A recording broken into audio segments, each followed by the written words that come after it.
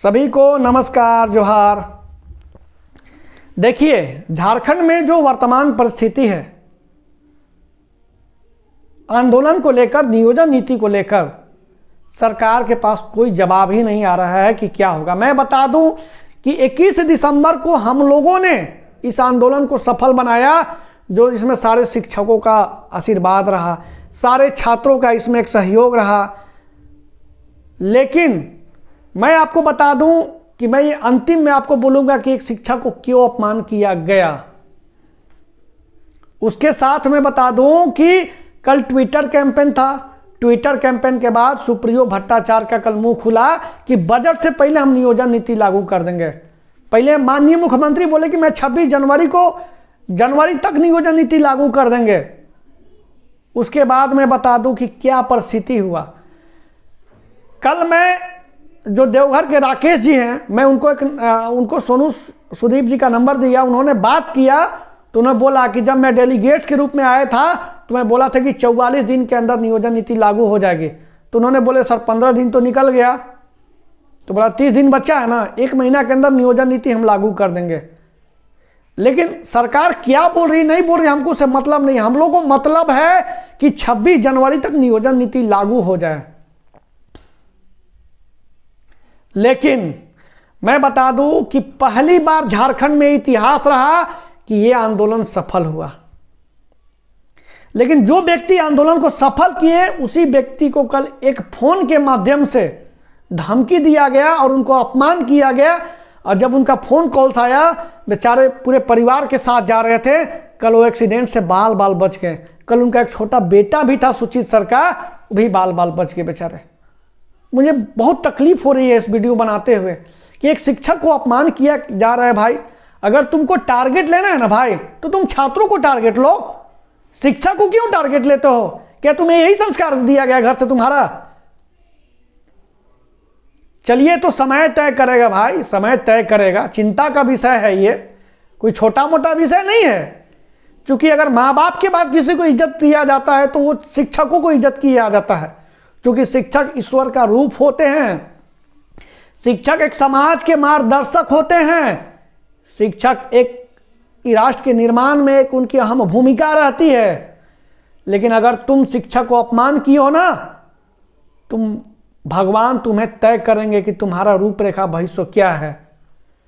और मैं समस्त शिक्षकगण से प्रार्थना करता हूं, जितने भी हमारे झारखंड के समस्त शिक्षकगण हैं, ये बहुत ही चिंतनीय विषय है। और आप तय करिए कि एक शिक्षक को क्यों अपमान किया गया। आप तय करिए, झारखंड के छात्र तय करें।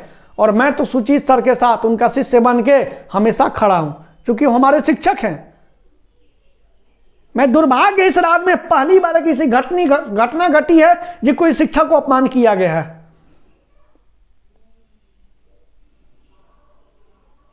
मेरे पास कोई शब्द नहीं है भाई। हम लोग आंदोलन करते हैं यार, दिन रात परिश्रम करते हैं और एक शिक्षक का अपमान हो जाता है। मेरे पास कोई शब्द नहीं है। मैं वास्तविकता बात बता रहा हूं कि ये चीज, मतलब सुचित सर के कल परिवार बच गए भाई। वो व्यक्ति दिन भर अपना परिश्रम करते हैं, अपना माँ बाप के एक सहारा हैं, एक अपना परिवार को चलाते हैं, एक समाज को मार्गदर्शक देते हैं। उनकी कोई छोटी मोटी योग्यता नहीं है। और तो और कुणाल सर को कहीं फोटो के माध्यम से, मैं एक फोटो पे सिर्फ टिप्पणी करूंगा। जो वो मिथिलेश ठाकुर के साथ फोटो है ना, उस फोटो में मैं भी हूं। और वो व्यक्ति 7 JPSC में आंदोलन के साथ मेरे कहने पर गए थे। क्योंकि हमेशा कुणाल सर भी की अहम भूमिका रहती है, स्मृति मैम का अहम भूमिका रहती है। और मैं समस्त शिक्षक से प्रार्थना करता हूं कि बहुत गंभीर विषय है और आप इस पर चिंतन करिए। मैं तमाम छात्र नेता से मेरा प्रार्थना है कि आप भी इस पर चिंतन करिए, क्योंकि कोई छोटी मोटी मामला नहीं है। और आप लोग तय करिए कि क्या होना चाहिए। यहां के छात्र तय करिए कि क्या होना चाहिए। मैं दिन रात, मेरा यही प्रार्थना है भगवान से कि नियोजन नीति लागू हो जाए। जो हम लोग की मांग जायज है वो पूरा हो जाए। जिसको अपने जीवन में जो करना फल तो ऊपर वाला देता है ना। जैसा कर्म करोगे वैसा फल पाओगे, क्योंकि यही है स्वर्ग और यही है नर्क। मैं आपको खुल के बता दूं कि यही स्वर्ग है, यही नर्क है। और ऊपर वाला देख रहा है कि अगर कोई एक शिक्षक को अपमान किया है तो ऊपर वाला तय करेगा। लेकिन उससे पहले समस्त शिक्षकगण, समस्त छात्र से मेरा नम्र निवेदन है कि आप सुचित सर को एकदम कंधे में कंधे मिला के चलिए, ताकि हमारा आने वाला दिन में कोई ऐसा व्यक्ति, कोई ऐसा शिक्षक को अपमान नहीं कर सके। ये बहुत ही गंभीर विषय है भाई। हम लोग सरकार से लड़ रहे हैं, अपनी मांग रख रहे हैं, ताकि हम लोग एक लड़ाई मजबूती से लड़े और हम लोग जीते। और छात्र, जिस दिन छात्र के अंदर चेहरे पे मुस्कान आ जाएगी ना, जिस दिन नियोजन नीति बन जाए, क्योंकि छात्र की जिस दिन नौकरी लग जाएगी ना, वो समाज में गरीब तबके वर्ग का जाकर वो मदद करेंगे। झारखंड के छात्र इतने ईमानदार हैं, झारखंड के शिक्षक इतने ईमानदार हैं कि समाज के बदलने के लिए उनकी एक अहम भूमिका रही है। सो समस्त शिक्षकगण से मैं प्रार्थना करूंगा, छात्र से प्रार्थना करूंगा कि सुचित सर के साथ आगे आइए। और समस्त छात्र नेता से भी मैं प्रार्थना करूंगा को भी समझता ये, जिस तरीका से आप छात्र के लिए लड़ते हैं, अगर कोई शिक्षक का अपमान करता है तो उसके लिए भी आप आवाज उठाइए।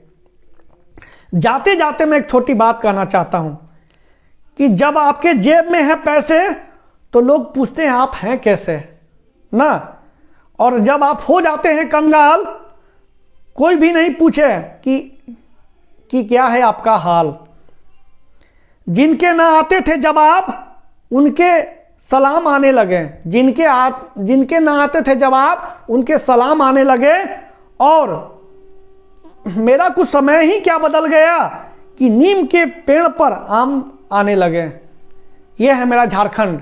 तो इसलिए मैं जाते जाते समस्त छात्रों से, शिक्षकों से निवेदन करता हूं कि आप सुचित सर को साथ दीजिए, क्योंकि वो भी आपके आंदोलनकारी साथी हैं, मित्र हैं और शिक्षक हैं। तब तक हमारे चैनल पे बने रहिए। जय हिंद, जय भारत, जोहार झारखंड।